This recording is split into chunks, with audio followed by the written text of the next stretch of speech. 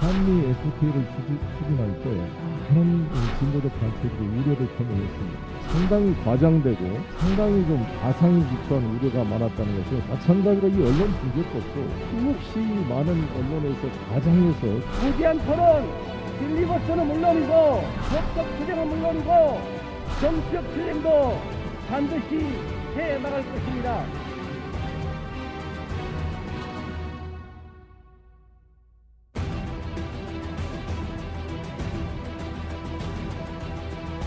언론중재법 통과에 대한 국민 여론이 굉장히 높습니다. 그래서 이것을 더 이상 미뤄서는 안 된다. 개혁의 동력을 상실하게 하거나 위축하게 하거나 이런 잘못된 결과를 가져올 수가 있기 때문에 급하게 끌고 가서는 안 된다는 생각이 있습니다.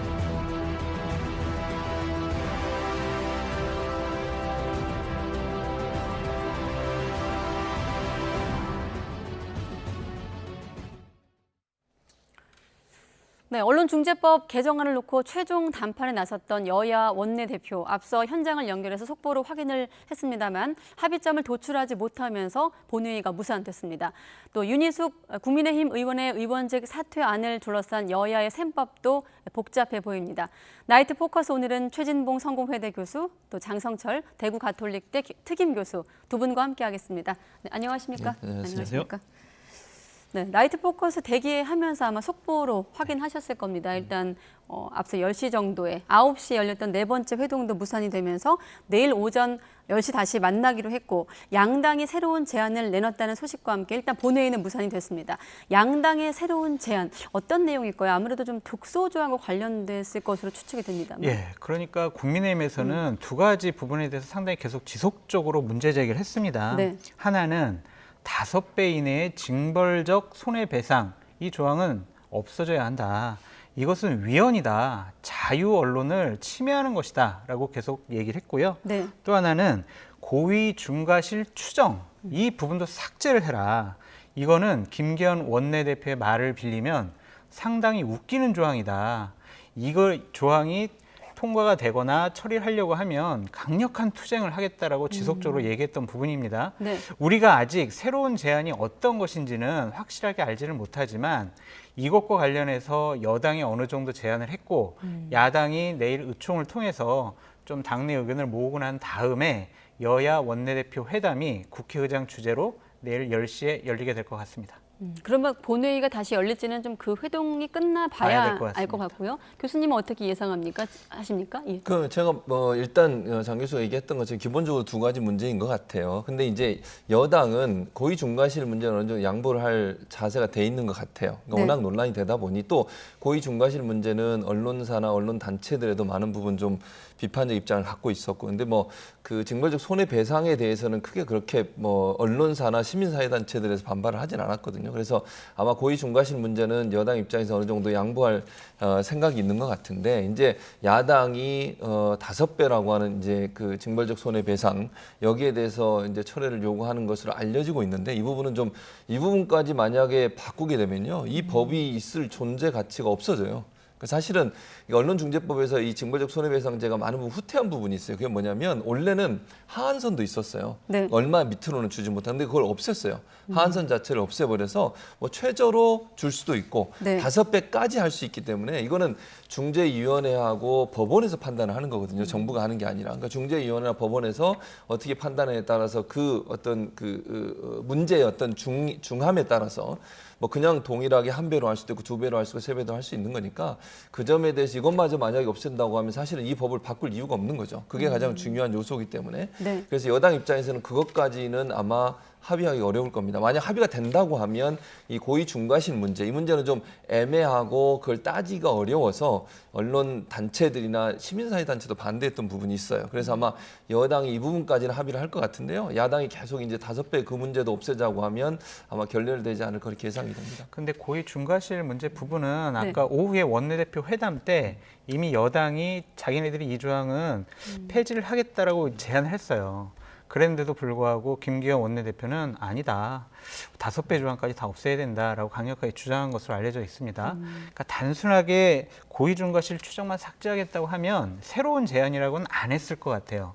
그러니까 어떠한 부분인지 이제 곧 밝혀지긴 하겠지만 한번 저희가 과연 이 부분이 과연 언론중재법에 개정하겠다는 취지를 살릴 수가 있는 것인지 아니면 무력화되는 것인지는 내일 두고 봐야 할 것 같습니다. 지금 보면 저희 속보의 표현을 그대로 전하면 양당의 새로운 제안이라고 되어 있거든요. 뭐 국민의힘의 제안도 아니고 민주당의 제안도 아니고 양당의 새로운 제안이면 서로 뭐 제안을 주고받을 수도 있고 네. 만약에 민주당이 제안을 했다면 어떤 내용을 좀 예상할 수 있을까요?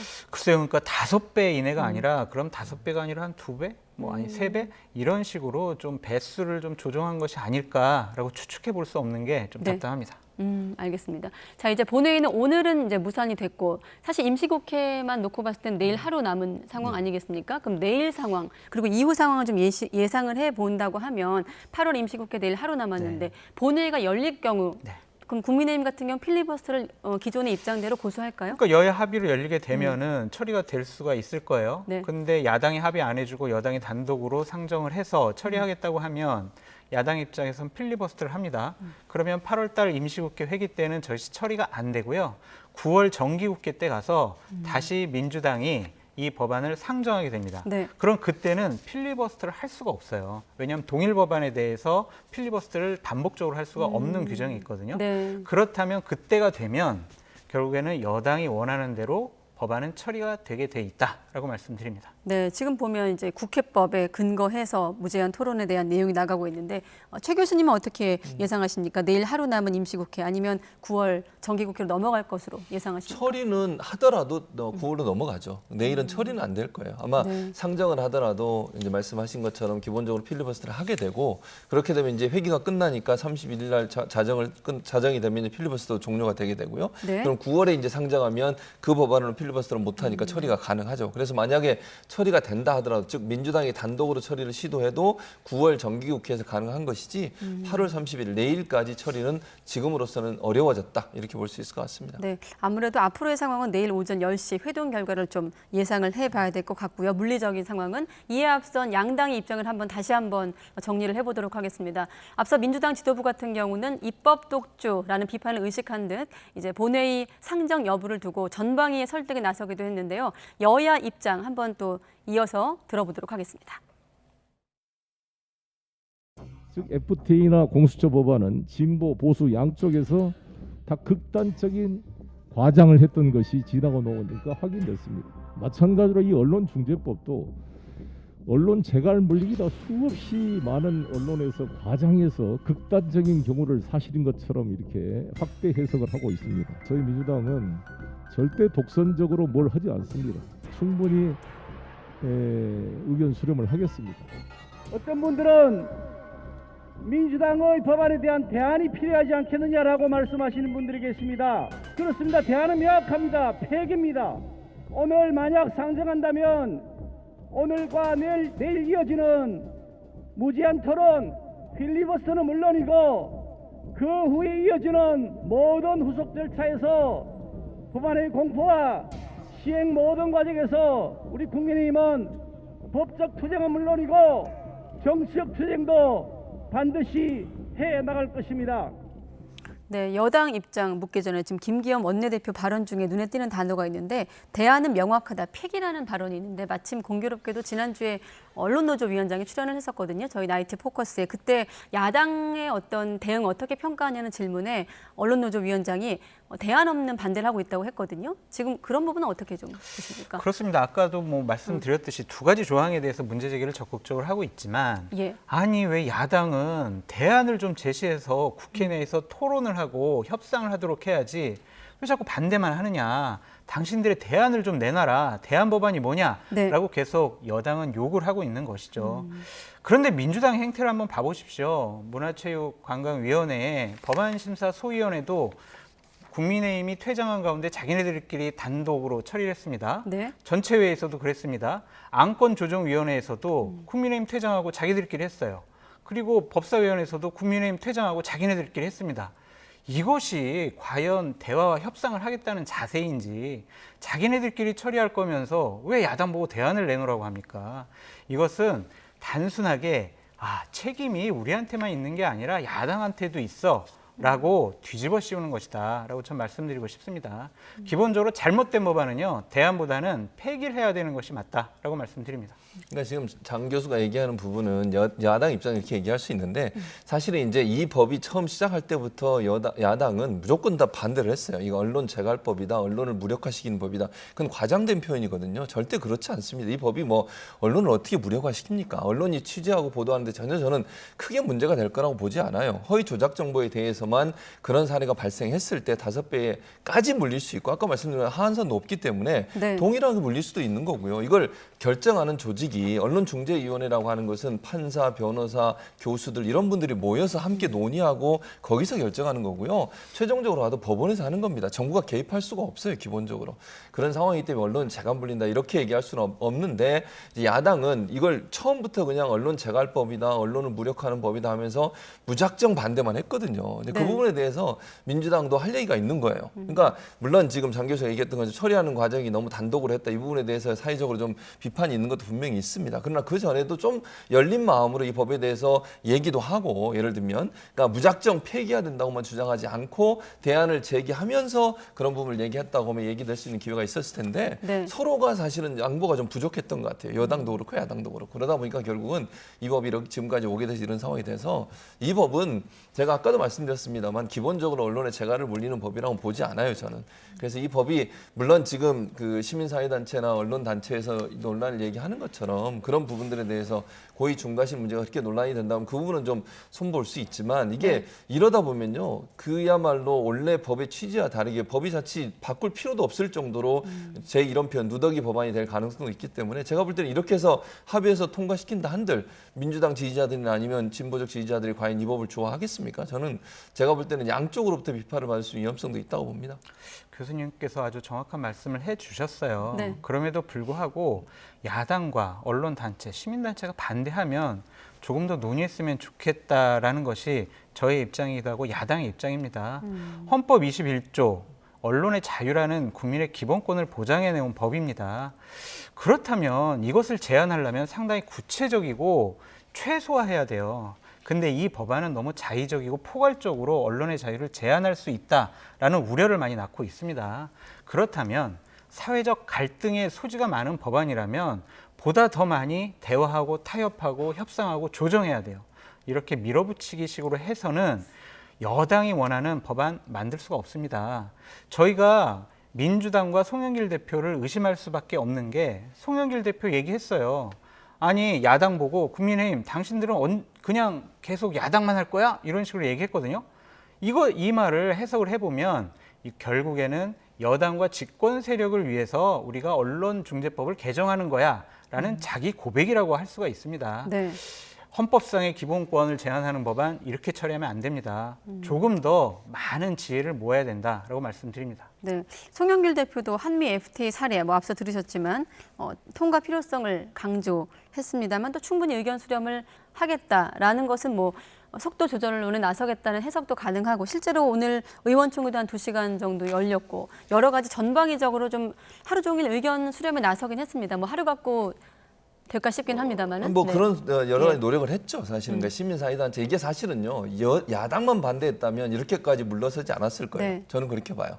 그러니까 이제 언론단체나 시민사회단체마저도 이 법에 대해서 우려를 표명하는 소리가 너무 높다 보니까 지금 이렇게 속도 조절이 온 거거든요. 대선 주자들 사이에도 의견이 그렇죠, 갈리고 있고요. 갈리고 예. 있죠, 지금. 그래서 박용진 의원 같은 경우 반대하고 있고 다른 의원들은 대체로 찬성하고 있는데, 저는 이게 국민의힘만 반대했다면 그냥 통과시켰을 겁니다. 네. 저는 그렇게 봐요.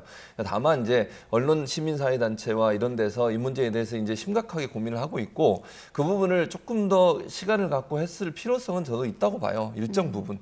근데 이제 문제는 뭐냐면, 시기적으로 이 언론중재법을 처리할 수 있는 시기가 이제 좀 촉박했던 것 같고, 또 네. 하나는 이번에 만약 처리를 못하면, 제가 볼 때 이번에 만약 못하잖아요. 그러면 이 언론 관련된 법을 처리할 수 없을 겁니다. 저는 그렇게 보이고요. 예. 그래서 아마 이제 민주당이 좀 촉박하게 했던 부분이 있고, 그것이 결국 시민사회단체나 언론단체로부터 반대에 부딪히다 보니 이런 문제가 발생했으니까, 그런 부분들을 조금 미리 잘 설득하고 공감을 얻어내고 동의를 얻어내는 작업이 좀 부족했다. 그것이 결국은 지금 이렇게 속도 조절이 올 수밖에 없는 상황이 됐다고 저는 보고, 또 어찌 보면 저는 한편으로 이런 생각도, 제가 아까도 말씀드렸지만 이게 언론의 재갈을 물릴 수 있는 성격의 법이 아니에요. 제가 언론학자로서 또 꼼꼼히 따져봐도 네. 이게 이제 여러 가지 그런 반대 의견들이 많다 보니까 이미지가 이렇게 만들어진 거거든요, 지금. 그래서 그건 설득이 부족했던 건 분명해요. 그걸 좀 설득을 잘했으면 이렇게까지 이미지가 안 생겼었을 텐데, 이렇게 문제가 된 것은 결국 사회 여러 단체들과 소통하고 얘기하는 부분이 좀 부족했던 부분은 분명히 있는 것 같습니다. 네, 여권의 원로들을 만나기도 했어요. 그 자리에서 이제 이런 표현도 나왔습니다. 쥐 잡다가 독을 깰 수도 있다라는 뭐 김원기, 문희상, 유인태,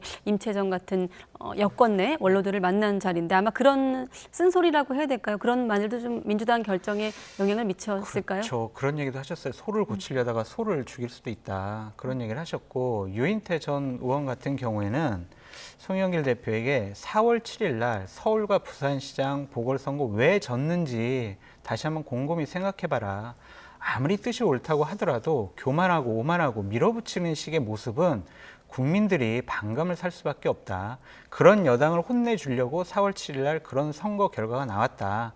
그러니까 자칫 잘못해서 이 법안도 그렇게 밀어붙이기 시작을 하면 네. 결국엔 내년 대선에서도 민주당 같은 경우에 국민에게 버림받을 수가 있다.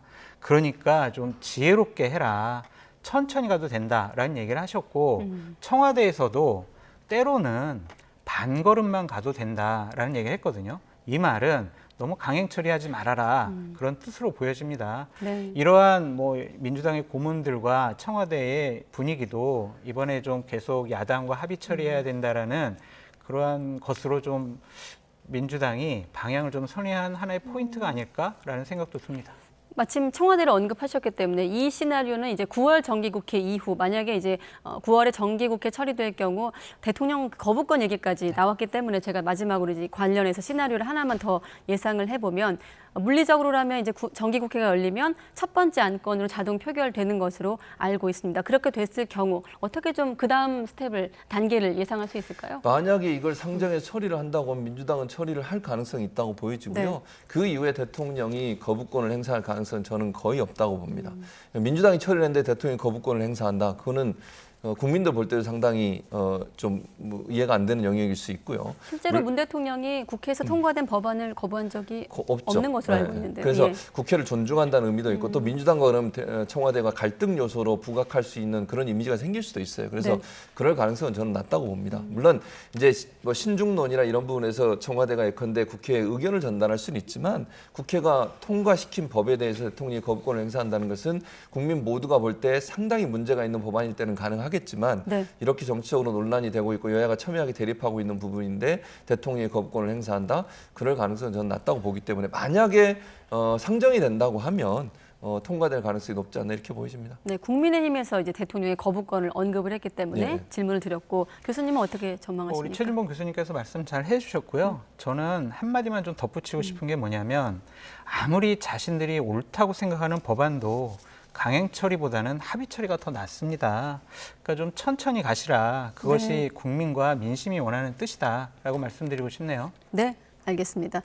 앞서 여야 원내대표가 양당의 새로운 제안 관련해 의견을 많이 나눴다까지만 알려주고, 어떤 의견인지는 좀 알려주지 않아서 여러분께 두 분께 좀 어려운 예상들을 질문을 드렸습니다. 이번엔 윤희숙 의원 사퇴안 관련한 주제로 넘어가 보도록 하겠습니다.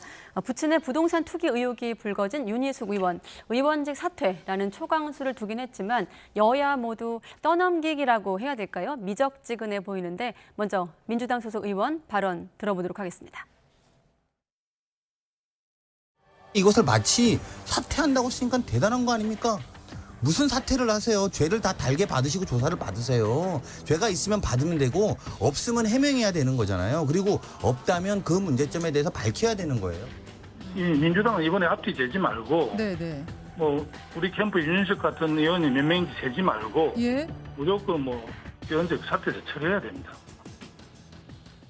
네, 김두관 후보 같은 경우는 윤희숙 같은 의원이 몇 명인지 세지 말고라는 어떤 당내 분위기를 전하기도 했는데. 그러니까 이제 이렇게 되면 지금 김두관 후보가 얘기하는 건 이런 얘기죠. 만약 이제 윤희숙 의원의 사태가 통과되게 되면 이걸 가지고 역공을 펴지 않겠어요. 이제 국민의힘에서 역공을 피겠죠. 국민의힘 그럼 민주당에 있는 의원들은 왜 사퇴 안 하냐, 뭐 이제 이런 얘기를 할 거예요. 이제 그 얘기를 지금 김두관 후보는 하는 거라고 저는 이른바 봐요. 내로남불. 네. 뭐 그런 이제 공격? 그런 공격을 하겠죠. 그러니까 우리 당이 그런 것 때문에 또 사퇴 공격받고 이런 거 생각하지 말고 사퇴시켜야 된다 그렇게 주장을 하는 것이고, 예. 이제 민주당은 아마 이제 그런 부분들이 좀 고민이 되는 것 같아요. 정부적 판단을 하는 것 같은데. 기본적으로는 이제 윤희숙 의원을 만약에 사퇴를 시켰을 때, 물론 지금 수사를 진행하고 있기 때문에 앞으로 지켜봐야 된다고 저는 보고, 본인이 정말 윤희숙 의원은 얘기했던 것처럼 본인이 네. 정말 명백하다고 하면 정말 수사에 적극적으로 참여해야 돼요. 뭐 압수수색이든 뭐든 본인이 다 달겨받겠다고 했으니까 네. 거부하지 말고 출두도 하고 소명도 다 하고 이래야 한다고 저는 보고, 어쨌든 이제 이 수사 결과가 나오기 전까지는 이 문제가 정치적 논쟁으로 비화될 가능성이 있기 때문에 저는 그것도 사실은 별로 그렇게 바람직하다고 보진 않아요. 뭐 이건 본인이 정말 죄가 있는지 없는지, 또 내부 정보를 통해서 그걸 구입했는지 안 했는지 그것만 이제 확인하면 된다고 저는 보거든요. 그러니까 본인이 사퇴를 한다고 해서 그건 본인의 선택인 것이고, 다만 이제 민주당 입장에서 그렇게 됐을 때 윤희숙 의원이 정치적 입지가 더 커질 수 있는 위험성, 이런 부분들이 이제 고민하는 것 같아요. 그리고 네. 아까 말씀드린 것처럼 이제 국민의힘이 윤희숙 의원을 사퇴서를 민주당이 함께 동참해서 처리를 했을 경우에 민주당 의원들은 왜 사퇴를 안 시키냐, 이런 이제 역공에 당할 가능성이 있거든요. 이제 네. 그런 여러 가지 점을 고려해서 아마 사퇴서를 처리하는데 약간 좀 뭐랄까요, 어려움 또는 뭐 어려움이라기보다 주저하고 있는 게 아닌가, 그렇게 생각이 됩니다. 네, 지금 보면 사퇴안에 키를 쥔 것은 여라고 지금 자막이 되어 있는데, 지금 보면 윤 의원 사퇴를 강하게 만류했던 국민의힘 같은 경우는 실제로 결정권을 여당에 떠넘기는 좀 분위기이기도 합니다. 네. 그러니까 국민의힘 자체적으로 저걸 본회의 안건으로 상정할 수가 없잖아요. 민주당이 동의를 해줘야 됩니다. 네. 그러고 국회의장이 승인을 해줘야 본회의 안건으로 상정이 되는데, 국민의힘 같은 경우에는 이준석 대표가 계속 좋아, 민주당보다는 강한 조치를 취할 거야라고 몇 번이나 약속을 했잖아요. 의원직 사퇴보다 더 강한 조치가 뭐가 있을까요? 이것은 윤희숙 후보의 아버지가 어느 부동산 투기를 했냐 안 했느냐라는 차원의 문제를 떠나서 네. 저는 국회의원이 질 수 있는 가장 큰 책임적인 모습을 취했다. 이 부분만큼의 진정성은 결코 폄하돼서는 안 된다라는 생각이 듭니다. 저는 민주당은 뻔뻔하다고 생각을 합니다. 부동산 투기 의혹받는 10명 출당시키지 않았습니다. 다 그대로 있습니다. 그러면서 어떻게 윤희숙 의원에 대해서 공격을 합니까? 윤희숙 아버님 부동산 투기한 의혹 맞는 것 같습니다. 제가 봐도. 그럼에도 불구하고 민주당은 윤희숙 의원과 국민의힘을 비판할 자격이 없는 정당이다라고 전 말씀드리고 싶습니다. 네. 우리 장 교수가 지난주 윤희숙 의원의 여러 가지 의혹에 대해서 사실인 것처럼 보인다고 얘기하시더니 오늘 또 여당을 공격하시는데, 어쨌든 저는 이렇게 생각해요. 윤희숙 의원에 대해서 아직은 아무것도 밝혀진 게 없기 때문에 저는 내부 정보를 갖고 했냐 안 했냐 이 얘기는 하고 싶지 않습니다. 그리고 이제 아버지가 했던 행동이나 본인도 두 가지는 인정했어요. 농지법 위반하고 주민등록법 위반이 있는 것에 대해서는 네. 본인이 사퇴한 것도 본인의 정치적인 어떤 그 선택이라고 저는 봅니다. 다만 그러면 이제 민주당이 그 의혹을 제기하는 것은 민주당 입장에 충분히 할 수 있다고 생각해요. 반대로 얘기해서 예. 민주당에서 만약 윤희숙 의원 같은 그런 케이스가 있다면 국민의힘이 비판을 안 하겠습니까? 당연히 의혹을 제기하죠. 의혹 제기하는 건 저는 문제라고 보지 않아요. 다만 이제 저는 윤희숙 의원의 사퇴는 지금은 어떤 결정, 예를 들어서 이게 잘한 거냐 잘못한 거냐 하는 부분에 있어서는 아직은 저는 결정하고 싶지 않아요. 왜냐하면 결과가 어떻게 나올지 모르는 거잖아요. 네. 지금. 예컨대 뭐 내부 정보를 이용했는지 안 했는지, 또 본인의 제보 관련된 문제도 좀 의혹이 나오고 있는 상황이니까 경찰이 조사를 해서 이 문제가 정말 문제가 있다고 하면 당연히 사퇴를 해야 된다고 저는 보고요. 또 본인이 정치적으로 어떤 책임지는 모습을 위해 사퇴한 것에 대해서 뭐 저는 그 나름대로 본인의 선택인 거니까 그건 그대로 저는 가야 된다고 저는 그러면 생각해요. 합동수사본부의 수사 결과를 좀 지켜본 다음에 사퇴안 처리 문제를 논의한다고 보시는 저는 건가요? 그렇게 생각해요, 개인적으로. 그러니까 지금 사퇴안을 처리하는 게 물론 본인은 그렇게 생각해서 하실 수 있지만 예. 이게 왜냐하면 지금 국민의힘도 12명이잖아요. 그러니까 윤희숙 의원 빼고도 나머지 의원들도 지금 아무런 조치를 하고 있지 않아요, 현재. 그러니까 윤희숙 의원 건이 지금 너무 크다 보니까 다른 국민의힘 11명, 뭐 민주당도 지금 말씀하신 것처럼 10명은 지금 그대로 있는 상황이고요. 네. 그분들도 어떻게 할지 몰라요. 그분들이 그럼 사퇴하시겠습니까? 윤희숙 의원이야 본인이 이제 워낙 그 여러 가지 여론에 많은 주목을 받았었고 본인이 네. 또 부동산 문제에서 강하게 얘기를 했기 때문에 그런 책임감을 느껴서 본인이 그렇게 했는지 제가 잘 모르겠습니다만 그런 차원이기 때문에 지금은 윤희숙 혼자의 문제가 아니라 국민의힘도 그러면 나머지 11명은 또 어떻게 할 거냐는 문제도 아직 남아있는 상황이에요. 그것 네. 좀 지켜봐야 된다고 저는 봐요. 네, 장 교수님 얘기 듣기 전에 마침 여론조사 결과가 있습니다. 며칠 전에 실시한 결과인데 지금 보면 43.8%가 뭐 결과가 좀 팽팽하긴 합니다. 사퇴와 관련된 여론이 책임 회피성 사퇴다라는 게 43.8%, 의원직 사퇴로 책임을 지는 것이다라는 의견이 41.7%입니다. 네. 그러니까 이 부분은 진영으로 갈려서 판단하시는 것 같아요. 그러니까 민주당을 지지하고 여권을 지지하시는 분들은 아니 전 책임 회피성 사퇴지라고 생각하시는 것 같고 야권을 지지하고 국민의힘을 지지하는 분들은 의원직 사퇴로 좀 책임지려는 것이다 라는 네. 국민의힘의 주장 그리고 윤희숙 의원의 주장에 대해서 손을 들어주신 것 같은데 국회의원은요 법적인 책임보다 어쩌면 정치적이고 도덕적이고 윤리적인 책임을 진다라는 것이 더 큰 상처가 될 수가 있어요. 윤희숙 의원 내부 정보를 이용했는지 차명으로 했는지 아니면 본인의 돈이 들어갔는지 이거는 합수단의 수사로 밝혀질 겁니다. 근데 하지만 아버님이 부동산 투기했다라는 의혹을 받고 있다. 그 부분에 대해서 나는 내가 정치적으로 도덕적으로 책임지겠다라는 저런 모습을 왜 민주당에서는 반대하고 폄하를 합니까? 오히려 박수 쳐줘야 되는 거 아닙니까? 저것이 책임 정치 아닙니까? 저런 결단에 대해서는 분명하게 인정을 해줘야 된다라고 말씀드리고 싶습니다. 네. 그 인정을 저는 결과를 보고 하자고 말씀을 드리는 것이고요. 네, 자, 이 문제는 간단히 정리하고 짧게만 좀 여쭤보고 넘어가 보면 지금 상황을 좀 정리해 보면 민주당 같은 경우는 윤희숙 의원을 향해서 희화화하기 싫으면 먼저 탈당해라라는 입장이고 국회의장은 또 여야가 좀 합의를 해오라라면서 주문을 했습니다만 또 여야는 서로 떠넘기게 하고 있고 지금 알려지기로는 상정 자체를 좀 예상하기 어려운 상황인데 어떻습니까? 사퇴완 처리와 관련된 문제. 저는 당장 안 할 것 같아요. 지금 분위기로 봐서는 여야가 다. 야당도 사실은 처음에는 윤희숙 의원 사퇴하지 말라고 이준석 대표는 눈물까지 흘리고 거기 오신 분들 사퇴하면 안 된다라고 또 대선 후보도 나와서 사퇴하면 안 된다라고 윤석열 후보도 그런 얘기 했잖아요.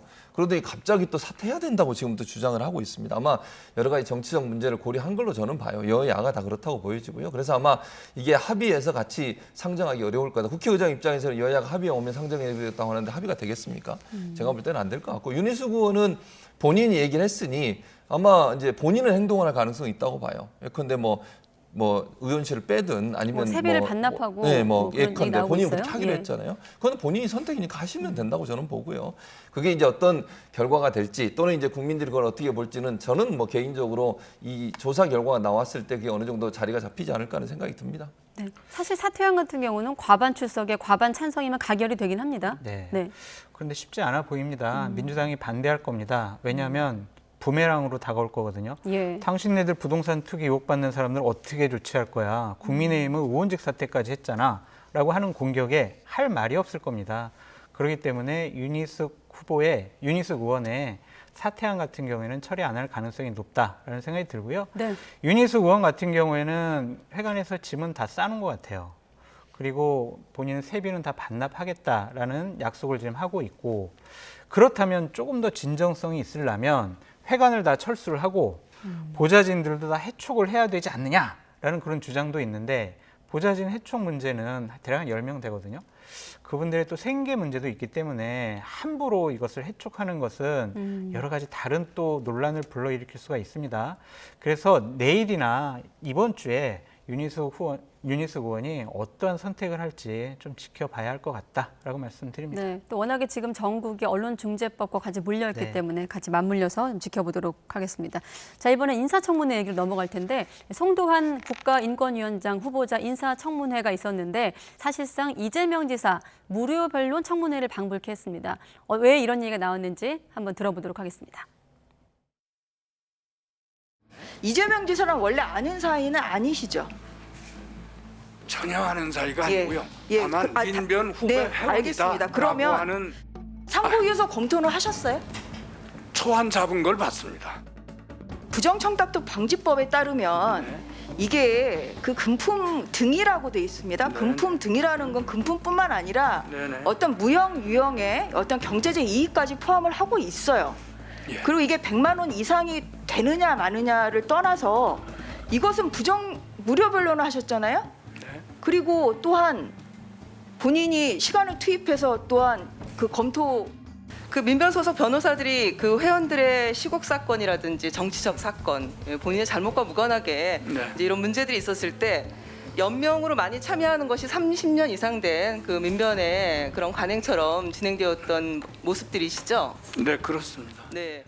네, 이제 끝부분에 이제 이수진 의원 설명으로 끝났기 때문에 이제 여당 측에서는 관행이었다 이런 설명입니다. 네. 그러니까 이게 지금 무료 변론을 했다고 지금 논란이 되고 있다 네. 보니까 뭐 변호사로 직접 참여해서 재판에 변론을 한 건 아니고 이 송 후보자의 말은 이런 거죠. 민변 같은 데서 이제 이재명 그 지금 후보가 민변 소속이거든요. 그래서 민변에서는 후배들이나 아니면 이제 정치적 이런 사건 또는 공익 변론이라 그래서 후배들이 만약에 재판을 받게 되면 민변 변호사들이 연명을 한다. 이제 그 표현을 썼어요. 송 후보자가. 네. 무슨 연명이냐면 이게 이제 아까 말씀 상고 이유서라고 하는 곳에 이름을 올리고 사인을 하는 거거든요. 그 초안을 읽고 거기에 이름 올리고 사인을 했다. 이제 이거거든요. 그러니까 이게 무료 변론이냐 아니냐 이런 논란이 있는 거예요. 그러니까 네. 야당에서는 이게 무료 변론이라고 얘기하고 수임료를 안 받으니까 문제가 됐다 이렇게 얘기하는 거고 송 변호사 말은 이게 30년 동안 민변에서 후배 변호사들이나 민변 변호사들이 만약 재판에 당사자가 됐을 경우에 상고 이유서나 이런데 여러 변호사들이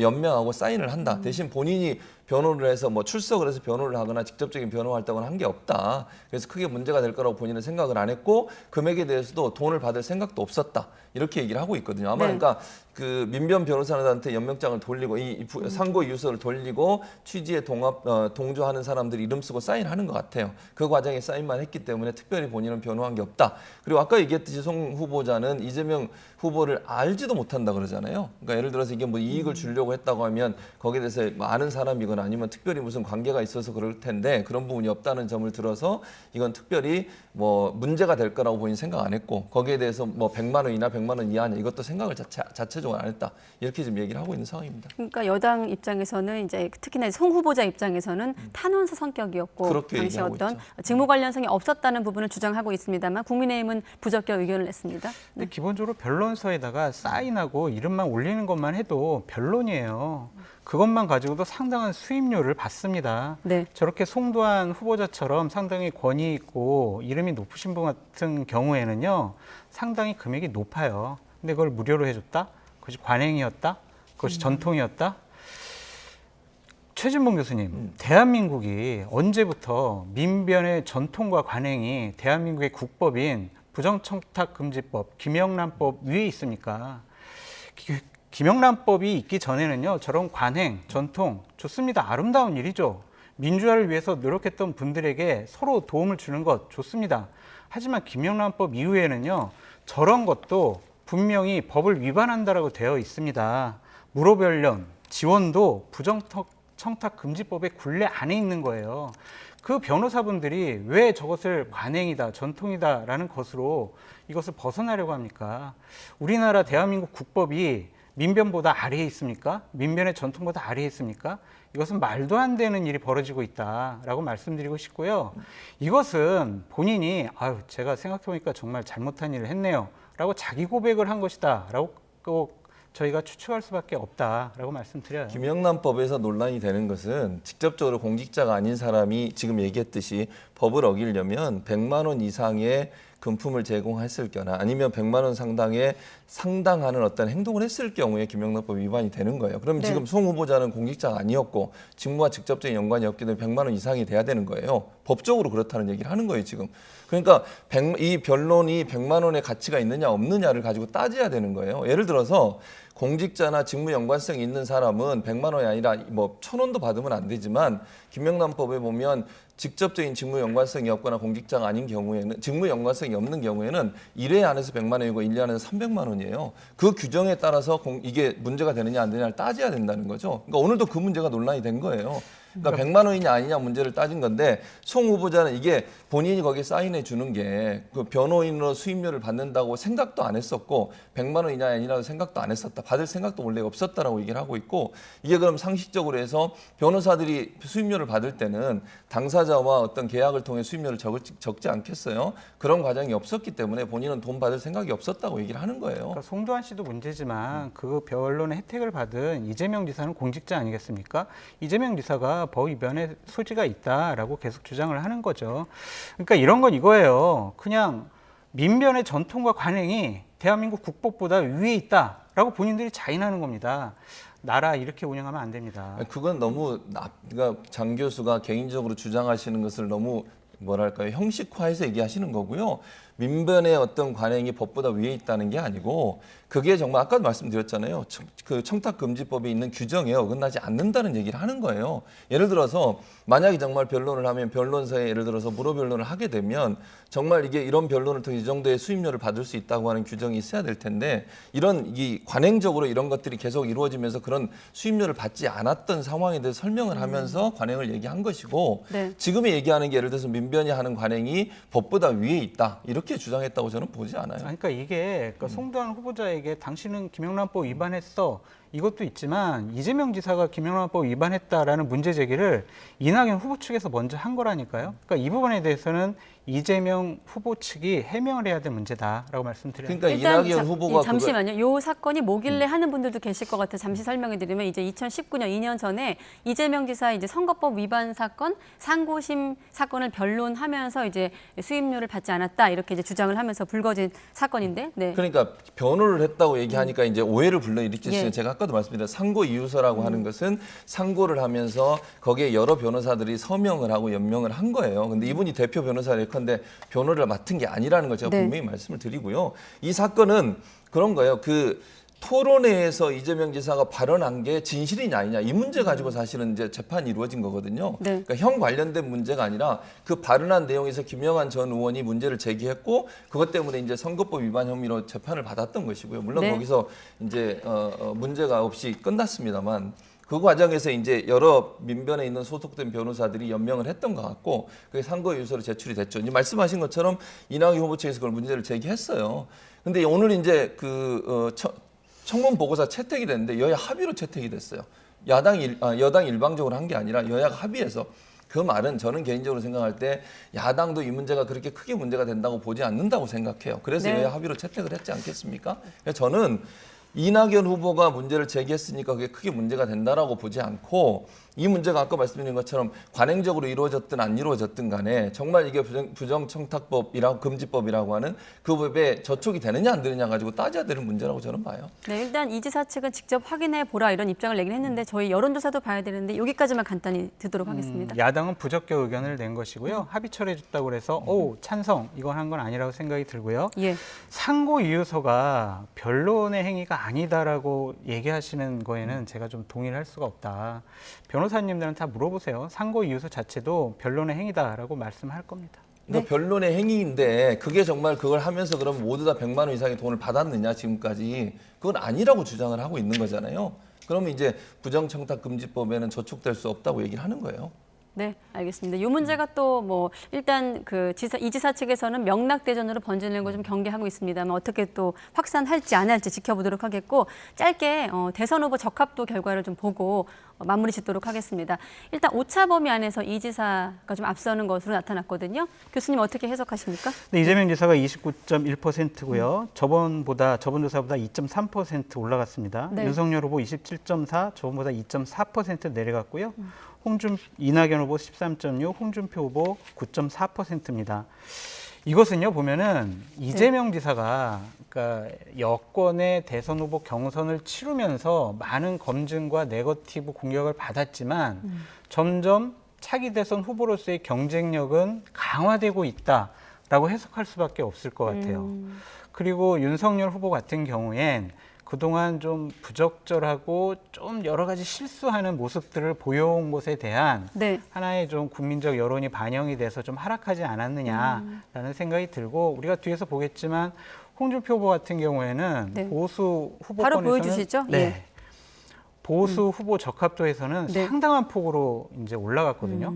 거의 윤석열 후보 25.9, 홍준표 후보 21.7%로 대략 한 4% 이내로 지금 좁혀들었어요. 이렇다면은 이제 9월 1일부터 국민의힘에서는 대선 후보 경선이 이루어지는데 이제 TV 토론도 하고 여러 가지 정책 검증도 하고 서로 네거티브 공격하지 않겠습니까? 국민의힘 경선이 상당히 흥미롭고 재밌어졌다라고 말씀드릴 수가 시간 있겠네요. 조금만 더 주시면 최 교수님 의견도 들어볼 텐데 여기 화면 잠깐 놔주시고 이 화면만 놓고 봤을 땐 유승민 의원 전 의원 말이 맞는 것 같아요. 홍준표 의원이 윤석열 전 총장을 잡고 유승민 전 의원이 홍준표를 잡겠다 이렇게 발언을 하기도 했는데 좀 야권의 1위 싸움이 좀 치열해질까요? 치열해질 것 같아요. 네. 지금 이제 4.2%포인트 차이거든요. 근데 이 포인트 차이는요.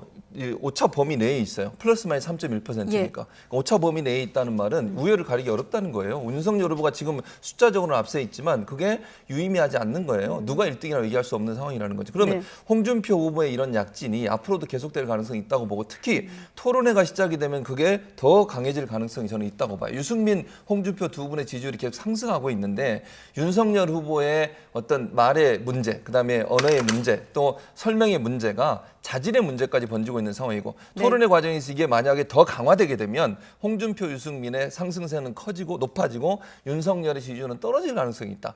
그야말로 골든 크로스가 일어날 가능성을 전혀 배제할 수 없는 상황이라고 봅니다. 조금만 보충 설명을 해드리면 국민의힘 선거관리위원회가 상당히 시끄러울 것 같아요. 그러니까 역선택 조항을 넣느냐 안 넣느냐를 가지고 상당히 시끄러울 것 같은데 현재로서는 안 넣는 걸로 돼 있거든요. 국민의힘 계열에서는요. 대선 후보를 선출할 때 한 번도 역선택 방지 조항을 넣은 적이 없어요. 근데 이번에는 홍준표 후보가 호남과 민주당 지지층에서 상당한 많은 지지를 받으니 저렇게 지지율이 높아졌다. 그러니까 우리 경선 때는 역선택 조항을 넣어야 한다라고 지금 주장을 하고 있습니다. 선거관리위원회에서 지금 역선택 조항을 넣는 것으로 지금 논의를 하고 있어요. 그렇다면 경선준비위원회에서 처음 정했던 룰을 바꿔야 되거든요. 이렇다면은 각 후보들 간에 상당한 갈등과 정말 여러 가지 문제가 발생할 것 같아서 룰 협상 자체부터 상당히 시끄러워질 것 같다라고 말씀드립니다. 네, 알겠습니다. 좀 더 얘기를 듣고 싶은데 시간이 다 돼서 여기서 마무리 짓도록 하겠습니다. 나이트 포커스 오늘은 최진봉 성공회대 교수 또 장성철 특임 교수 두 분과 함께했습니다. 오늘 고맙습니다. 네.